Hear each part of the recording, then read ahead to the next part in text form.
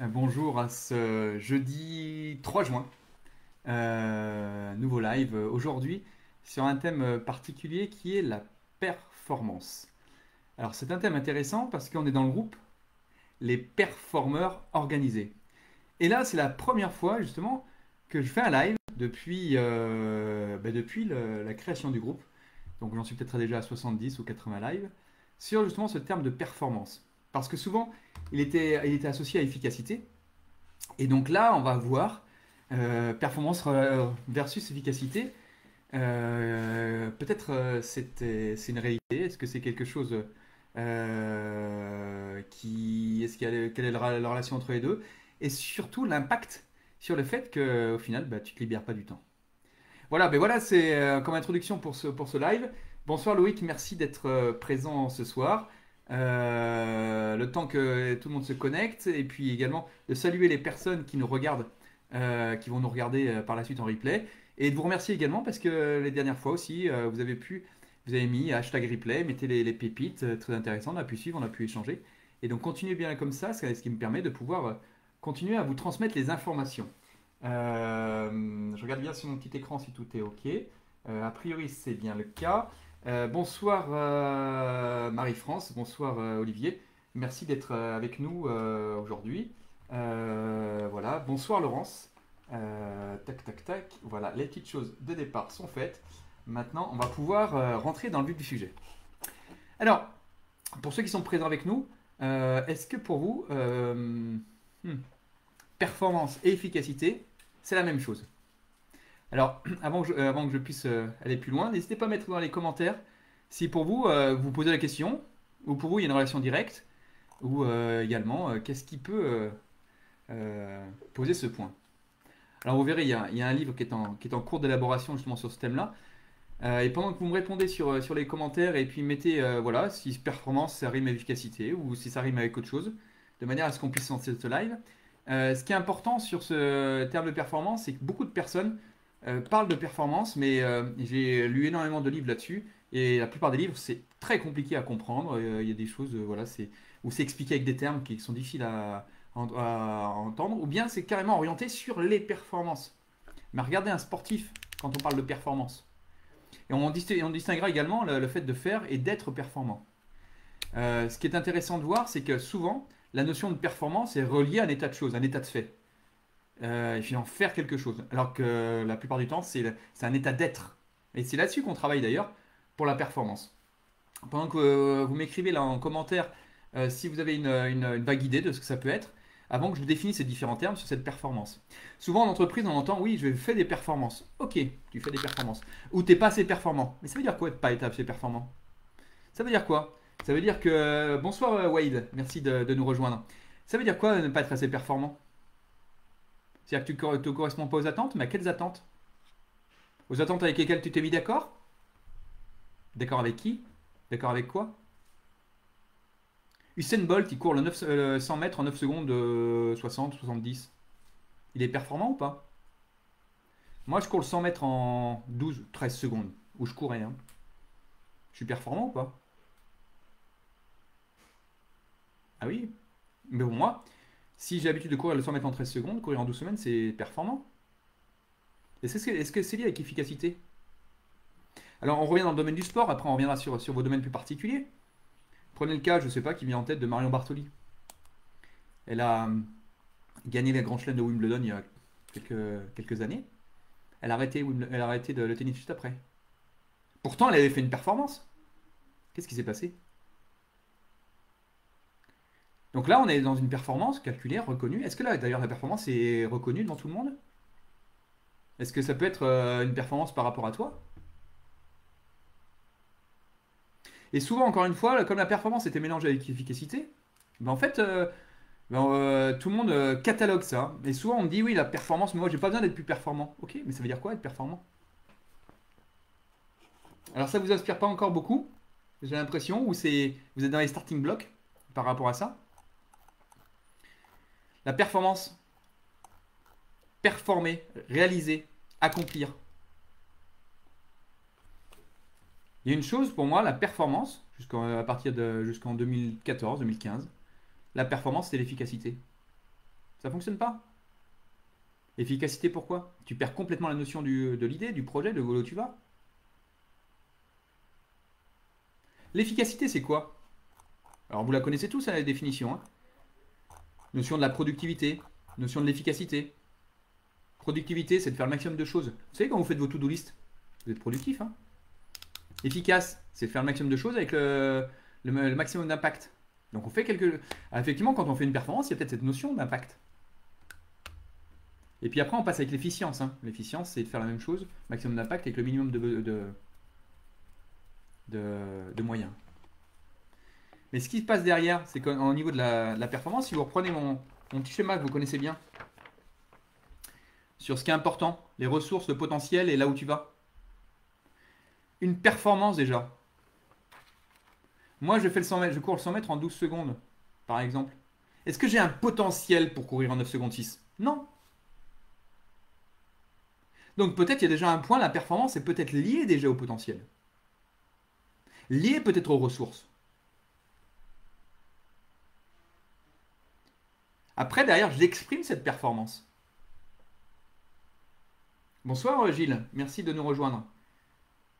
J'exprime cette performance. Et cette performance, finalement, il y a un environnement derrière. Comment je me positionne par rapport à l'environnement? Je me slide dans ce qui est important. D'ailleurs, Alexis Pinturo, quand il a gagné la Coupe du Monde de ski cette année, il a dit 1. J'ai du potentiel, mais ça fait longtemps que je le voulais. Ah, longtemps. Ah, mais dans le projet. 2. J'ai structuré mon environnement. En tout cas, j'ai mis à disposition, j'ai mis à distance mon environnement. Il y avait tout le cirque médiatique qui était autour de lui. 3. J'ai structuré mon organisation. Il est allé vivre en Autriche, avec un chalet, dans un chalet, etc., avec tout millimétré au détail. Mais tout en étant lui-même. D'ailleurs, il peut repartir maintenant sur une autre saison pour encore regagner un titre. Alors que Marion Bartoli, qu'est-ce qu'elle a fait? Elle a arrêté. Qu'est-ce qui s'est passé, le rapport à l'environnement? Alors, à expliquer, elle était plus souvent chez les kinés que sur le terrain. C'est-à-dire qu'il y a une volonté qui était là. Et là, on en vient sur un point important. Sur la volonté. Vous savez, la volonté, ce fameux muscle, hein, qui, si tu l'utilises, ben, en fait, finalement, à force d'utiliser, il rompt. Tu l'étires, tu l'étires, tu l'étires, et ça rompt. Ça casse. La volonté, c'est juste un déclencheur. Hein. Quand tu t'entraînes pour un marathon, tu n'as pas envie d'aller courir le matin, la volonté, elle va te dire, ok, allez, tu mets tes baskets et tu y vas. Mais après, c'est tout. Si tu la volonté, bah, tu t'entraînes comme ça, comme faisait Marion Bartoli, toujours à la volonté. Bah, au moment où quand tu as un objectif, là, c'est différent. C'est un objectif. Que tu juges performant. Mais est-ce qu'elle a juste vraiment sa performance? Je suis pas sûr. Après, tu l'arrêtes. Est-ce que c'est clair ce que je suis en train de. Les principaux points là que je suis en train d'évoquer? Si vous pouvez me le mettre dans les commentaires. Si c'est clair, pas clair, ou juste oui, ok. Ou non. Un pouce, 2 pouces, mettez un pouce en bas, un pouce en haut. Donc si c'est clair pour l'instant, mettez le pouce en haut. Si c'est pas clair, mettez le pouce en bas. De manière à voir si ce que je vous dis vous parle actuellement. Ça va jusque-là? C'est quoi la performance? Première chose, on rêve. D'accord? Il y avait un texte qu'une personne a mis dans le groupe, le CSP, qui parlait de monter dans un train, là, au départ. On monte dans un train et puis c'est parti, on y va. Puis ce train, ben, il avance. C'est quoi ton rêve? Les plus grands champions, ils avaient un rêve au départ. Et souvent, ce que je vois dans les personnes qui ne se libèrent pas du temps, c'est qu'elles sont trop dans leur opérationnel et elles n'ont plus du tout de projet. Elles ont cru quelque chose quand elles ont commencé leur activité, puis au bout de 3 ans, ben, elles sont dans un opérationnel obligé, entre guillemets. Et finalement, 70%, 80% de leur temps sont des choses qu'elles ne font pas, qu'elles ne veulent pas faire, qui n'ont pas lié à elles. Leur rêve, il est où? La situation visée, elle est où? Et même pour plus, il y a des personnes qui n'ont pas du tout de rêve. D'ailleurs, c'est Dominique qui nous disait, l'une des choses importantes de ce qu'on a fait ensemble, c'est justement de s'autoriser à rêver. Et la première chose, on arrive sur le fameux je rêve. On en revient là-dessus. Hein. Pour être performant, où est-ce que je veux aller? Qu'est-ce que je veux faire? Mais est-ce qu'on est dans l'efficacité en faisant ça? L'efficacité, c'est faire un maximum de choses avec un maximum d'impact. Pour l'instant, on n'est pas là. Tu es super efficace quand tu travailles chez toi. Du moins, quand tu es dans l'opérationnel, tu es très efficace. Mais est-ce que c'est pourquoi tu le fais en 2 mots? Cette performance, c'est le rêve. Est-ce que l'efficacité, on a ce pourquoi? Je suis pas sûr. Donc, est-ce que l'efficacité regarde la performance? Je suis pas sûr du tout. En tout cas, moi j'ai un avis très tranché là sur la question, hein. Et c'était bien la problématique que j'avais. Je pensais être performant et je n'étais pas performant. J'étais efficace. Mon potentiel n'était pas exploité. D'ailleurs, la valeur ajoutée, on en a parlé souvent, n'était pas exploitée au bon endroit. Donc le potentiel, c'est une chose. Le rêve, les objectifs. Et après, derrière, ok, où j'en suis par rapport à l'environnement. Et donc, le souci qui se pose souvent, c'est que tout ce que tu fais, c'est relégué au second plan quand tu es dans l'efficacité. Tu cours après les choses, tu veux faire le maximum de choses en minimum de temps. Super. Et après l'arrivée, tu dis je suis crevé. D'abord, parce que tu étais dans ton fonctionnement adapté. Donc forcément, c'est pour ça que tu es crevé. Et puis également parce que tu vois pas la fin. Mais la performance, il y a un point important. Ce fameux lâcher prise dont les pilotes automobiles parlent, quand ils disent ils maîtrisent les choses, écoutez-les parler. Des fois, ils se sentent même au-dessus de la voiture quand ils sont dans les rallyes. C'est-à-dire qu'ils ont une telle maîtrise de la chose, mais une maîtrise parce que, non pas un contrôle absolu, mais ils sont dans un état de performance et quand ils font quelque chose, une performance justement, ils sont dans un état, entre guillemets, un état de grâce. La même chose quand tu es en réunion et d'un seul coup tu parles et ça sort tout seul. Moi je me souviens d'une conférence que j'ai faite, d'un seul coup, pendant une demi-heure, les gens m'ont dit c'était très clair et pourtant vous avez vu que je parle vite, d'une clarté, c'est venu tout seul. Il y a des choses qui sont arrivées et là il y a quelque chose qui vient. Parce que tu allies le don, l'environnement et la structure. Une fois que tu as ça, c'est comme au théâtre. Au théâtre, tu as le don, tu as l'environnement et tu as la structure d'organisation, tu as appris les choses et là tu peux ressortir et improviser, vraiment incarner ton rôle. Ça va jusque-là? Et donc du coup, quand tu es frustré au fur et à mesure des années et que ça n'avance pas, qu'est-ce que tu te dis?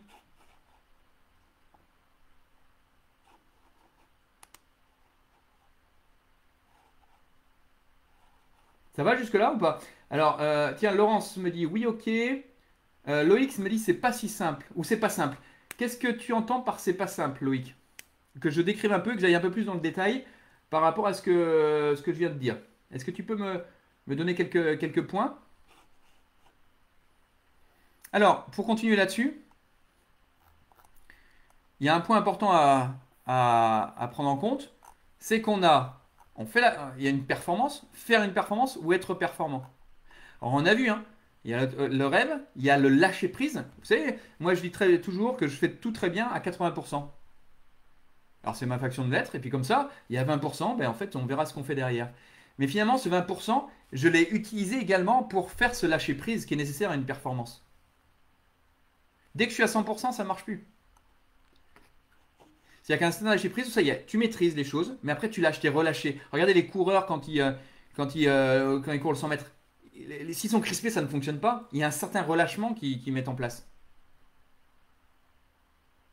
Et quand tu es, dans un moment où on te demande de faire une performance, mais une performance, quoi? Être performant quoi? Par rapport à ton patron? Par rapport à ta collègue avec lequel tu veux pas parler? Est-ce que tu es performant quand tu as une personne avec qui tu parles pas? La performance, c'est que tu apprivoises ton environnement.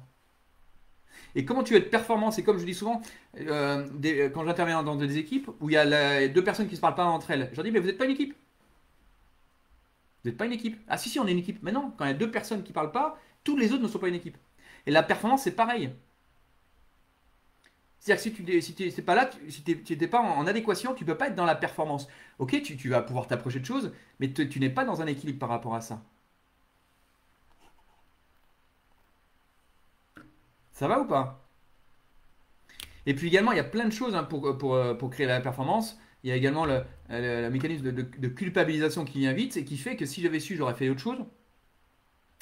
Et puis surtout, quand tu veux performant, c'est d'abord prendre soin de toi avant de prendre soin des autres. Et souvent, il y a cette culpabilité qui arrive qui fait que finalement, tu t'occupes des autres et pas de toi.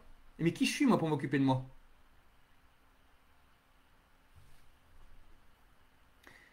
Alors Loïc qui me dit par rapport à l'idée que j'avais à ce sujet, c'est plus compliqué que ce que je croyais, mais ça va mieux avec tes explications. Oui, mais alors Loïc, je te rassure, encore une fois, quand j'ai créé le groupe des performants organisés, j'avais ça en chemin, et si j'ai pas fait encore de vidéo là-dessus, c'est parce que pour moi c'était pas clair. Et là, le fait de, suite à l'émission que j'ai fait avec Muriel Hermine là, sur la performance, où les choses ont été claires, et notamment sur une phrase qui avait été dite par l'interlocutrice, qui disait que la performance doit être révélée ou est vue ou est à considérer sous le regard des autres. Sinon, c'est pas une performance. Et là, du coup, ça m'a fait réfléchir. Et là, écoutez l'extrait si vous voulez de cette émission que vous retrouvez sur le site jean-françois-perchaud.fr ou sur le groupe ou sur LinkedIn, c'est dessus. Justement, là, je suis intervenu en disant, moi, je n'étais pas d'accord avec ça. Alors, pas d'accord, mais en fait, parce qu'elle, elle parlait de faire une performance. Et quand tu fais une performance, effectivement, tu peux être, quand tu bats un record, et tu le fais également parce que tu vas procurer des émotions à toi, puis également aux autres, il y a toute une atmosphère qui se met là. Mais quand c'est pour toi, être performant, ben, c'est par rapport à toi. Moi, si je cours 100 mètres en 12 secondes, ça me va très bien. J'ai une performance, je suis satisfait. J'ai une satisfaction qui est ici. La reconnaissance, tu l'attends des autres ou de toi-même? Regardez les personnes qui sont droguées à la reconnaissance. Même moi, quand je cours des marathons, ce qui est important pour moi, c'est le 41e, 42e kilomètre où j'ai plus rien dans les jambes et je cours quand même. Quand j'y drogué, c'est qu'on a cette recherche d'autres personnes. Quand elles font des meetings devant 10 000 personnes, elles recherchent là, cette ambiance-là. Mais en fait, c'est un besoin qu'elles ont. Alors, ça les oblige à rechercher une performance. Et d'autres utilisent cette force-là pour pouvoir être performants. Justement, en adéquation avec l'environnement. Donc quand on fait une performance, l'idée c'est peut-être de faire un exploit. Mais quand tu es performant, l'exploit c'est de te réaliser toi-même. Et c'est toute la différence. Quand l'entreprise on dit on va faire des performances, les performances ont été multipliées par deux. Ben, c'est quoi les performances? Ça ne parle pas. Ok, la rentabilité, tu multiplies par deux, ok, parfait. On a fait 2 fois plus de chiffre d'affaires, ok. Il y a 2 fois plus de produits qui ont été livrés, ok. Peut-être qu'on a augmenté la productivité ou l'efficacité. Mais le pourquoi on fait ça? Ah, cette machine elle est performante. Ok, ça veut dire quoi elle est performante? Parce on a un niveau, c'est comme la qualité, hein. C'est quoi une machine à laver de qualité? Alors pour moi, je vais dire c'est une machine qui tient 2 ans. Pour une autre personne, c'est qu'elle tient 10 ans. Pour une troisième personne, c'est une machine qui lave, je sais pas, et qui sort sans tâche. Alors sans tâche, ça veut dire quoi? On faut comparer à des choses. On a un référentiel pour la qualité. Même chose pour la référence, la performance. Surtout quand on fait une performance. Alors forcément, il y a ce référentiel qui est le nôtre. Nous, c'est notre potentiel. Après, il y a le potentiel humain quand on est dans le sport. Tiens, on a battu meilleure performance mondiale. Donc on a encore repoussé les limites. Donc c'est ce potentiel. C'est un potentiel qui est pas lié à toi. C'est un potentiel qu'on imagine. Par exemple, on ne courra jamais le marathon en dessous de 2 heures. Or, il y a une personne, comment il s'appelle, j'ai oublié son nom, qui a couru le marathon en moins de 2 heures. Alors forcément, c'est dans des conditions très particulières où il est accompagné de lièvres, etc., etc. Mais c'est lui qui a couru quand même. Alors pas dans les conditions d'un marathon habituel, encore une fois. Mais c'est-à-dire qu'on est capable, et donc du coup, la limite, le potentiel est repoussé. Mais toi, quand tu es par rapport à ton client, est-ce que tu es performant? Toi, quand tu es par rapport à ton patron, est-ce que tu es performant? Toi, quand tu es par rapport à tes collaborateurs, est-ce que tu es performant? Mais performance, ça veut dire qu'on attend quelque chose de toi ou tu es à ta place aussi. La performance est vraiment liée à la place dans laquelle tu es. Si tu fais des choses qui ne sont pas ta valeur ajoutée, est-ce que tu es performant? Ah, tu peux être super efficace, il n'y a pas de souci. Moi, par exemple, tout le domaine administratif, c'est pas mon domaine. Donc faire les notes de frais, c'est pas mon domaine. Ok. Pourtant, quand je le fais, alors bien sûr, à mettre à faire, mais c'est comme c'est pas mon domaine, je suis en fonctionnement adapté. Donc là, je sais que je vais être fatigué derrière, mais c'est pas grave. Mais je peux être super performant, parce que ou super efficace, pardon. Mais est-ce que je suis performant? Pas sûr. Ça va jusque-là ou pas? Est-ce que les choses vont en parler par rapport à ce que je viens de dire? Dites-moi avant qu'on aille plus loin et qu'on aille plus loin sur l'idée de faire une performance et être performant, ou la performance qu'on vous demande aussi, et d'où la performance organisée, on va venir derrière, hein, le performant organisé. Est-ce que vous pouvez me dire déjà ce qui vous a intéressé, ce qui vous a marqué jusque-là, voir les points ou que vous avez découvert ou qui vous intéressent par rapport à ce que je viens de dire.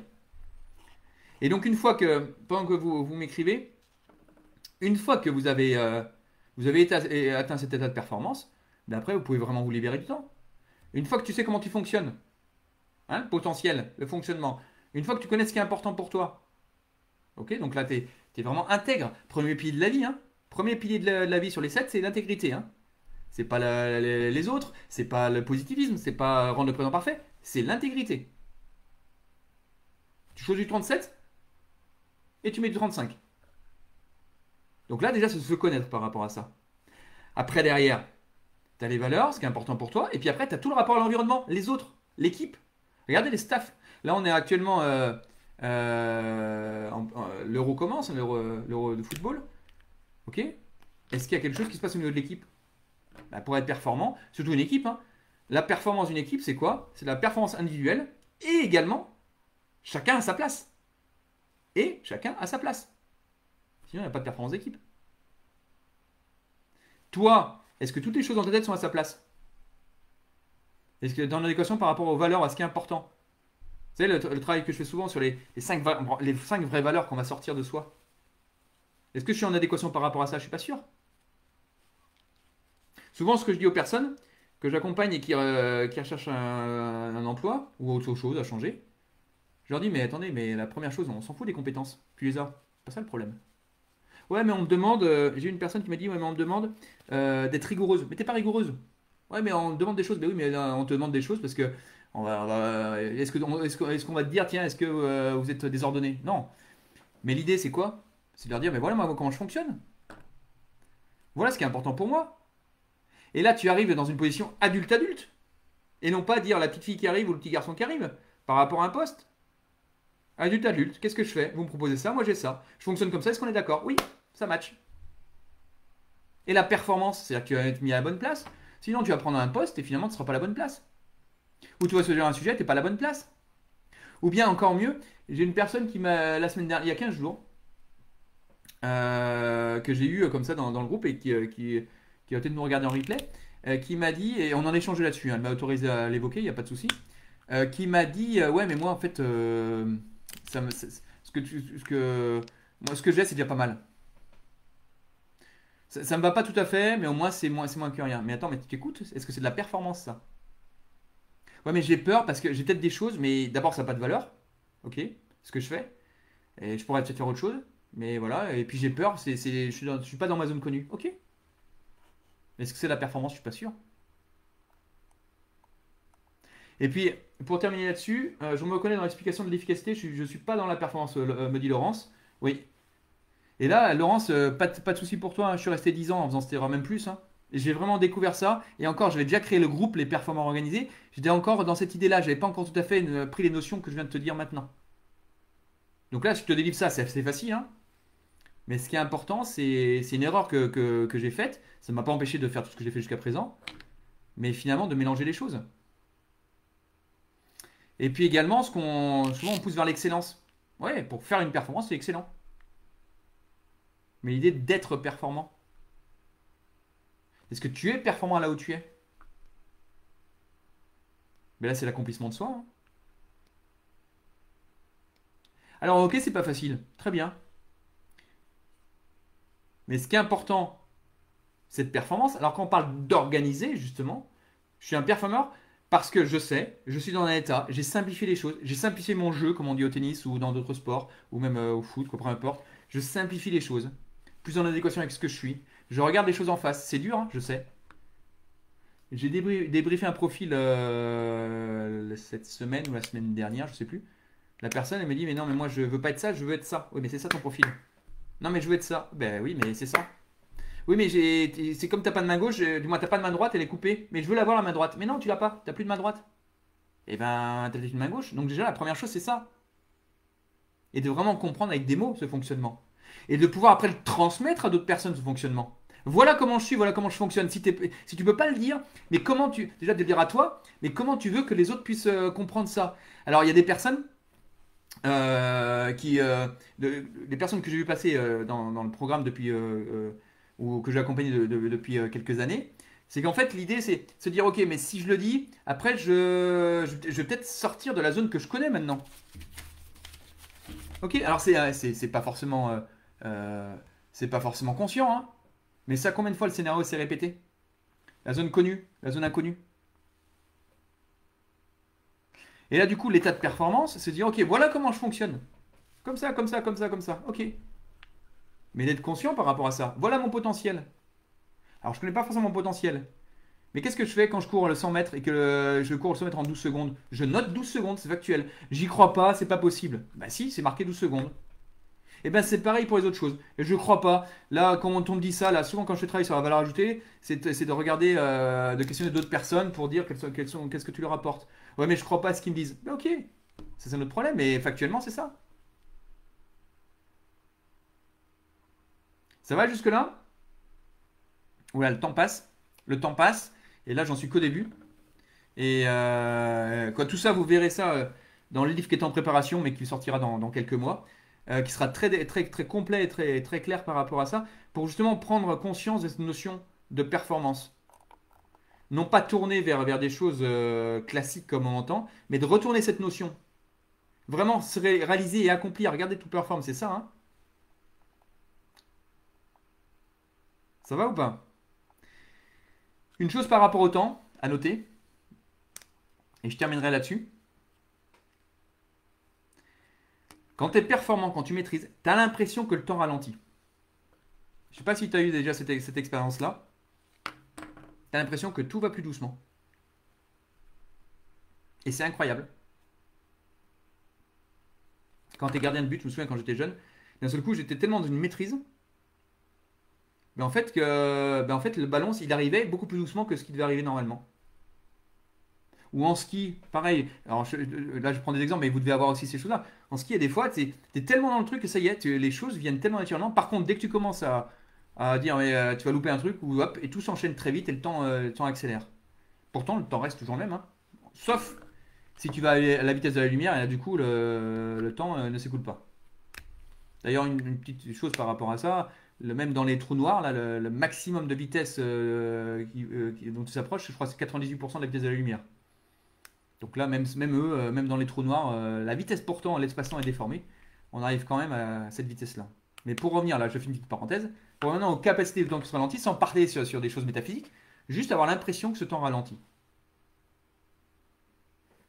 Et tu as une maîtrise totale, et je reviens à mes pilotes automobiles, hein, qui eux disent souvent, ben voilà, ils maîtrisent tellement les choses que d'un seul coup, les choses, ils les voient arriver et ils peuvent, alors tranquillement non, mais pouvoir réagir au moment. On le voit d'ailleurs dans les sportifs qui ont une telle maîtrise de leur art, c'est qu'ils disent, mais comment ils font là? Ils voient tout avant tout le monde, ils voient des choses, mais c'est incroyable. Et ben, les choses se font. Je me souviens d'un match de l'Euro 2000 avec Zidane, où là, il avait fait des choses, il était quasi en déséquilibre, il avait récupéré le ballon, mais très naturellement. Et on se dit, mais il a jamais perdu le ballon alors qu'il était quasi en train de. Il chaloupait dans ses dribbles. Et là, il y a une certaine maîtrise que tu as. Et ce qui est intéressant, cette maîtrise, on peut l'avoir partout. Si je prends l'exemple de sport, on peut l'avoir également dans ce que tu fais dans ta vie et dans ta journée. Et donc, ce temps, c'est important. Tu vas dominer ce temps. Et donc, tu vas plus avoir de précipitation. Tu vas être peut-être vite, mais plus de précipité. Et donc, du coup, tu vas pouvoir faire tu vas faire les choses de manière, alors, pour le coup, efficace, parce que tu as la performance, et comme ça, on rebouclera avec la question. Mais tu rends les choses efficaces parce que tu es performant. Et les choses efficaces qui correspondent à ce que tu fais et au projet que tu fais. Ça va jusque-là? Et après, on peut aller sur plein de sujets comme la procrastination, comme voilà. Est-ce que tu es performant dans ce sens-là? Parce qu'en fait, ça répond pas à ton besoin, à ta voix, à ton environnement. Et donc, tu es dans un état de procrastination. Tous les pièges de gestion du temps viennent de là. Tout découle de cette performance. Mais là, ça sera sur beaucoup d'autres sujets, dans beaucoup d'autres lives. Ce qui m'intéresse, c'est maintenant ceux qui étaient en direct avec nous. Mettez-nous les quelques pépites que vous avez conservées et que vous en parlez sur ce live. Vous dites, tiens, c'est intéressant, il y a ce point-là, ce point-là. Premier live depuis la création du groupe sur la performance. Évidemment, l'idée, encore une fois, c'est de se dire, maintenant, j'ai pas le temps, je suis au bord, je n'arrive pas, ou je suis pas efficace. Alors ça aussi, je suis pas efficace. Ben oui, t'es pas performant peut-être. Euh, et se dire, voilà, mais maintenant,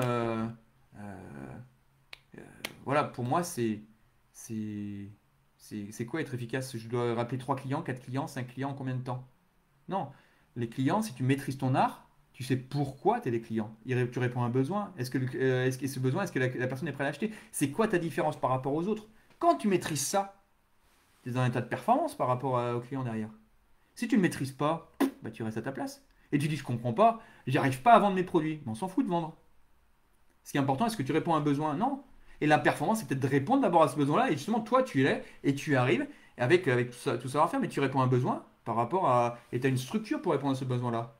Et la performance, elle est dans la relation. C'est seulement toi par rapport au client, s'il n'y a pas de relation, il n'y a pas de performance. Alors, je ne vais pas repartir sur ce sujet-là, c'est juste une conclusion. J'ai commencé à dériver sur le domaine commercial, où on peut partir si certains souhaitent sur ce domaine-là. Mais après, voilà. Pendant que. Est-ce que j'ai eu quelques pépites qui sont arrivées pendant ce temps-là Performance et efficacité, me dit Gilles, deviennent naturelles lorsqu'on est dans son alignement. Oui, et je vais aller. Alors, je vais pas évoquer le cas parce que Gilles, il y a énormément de choses à dire.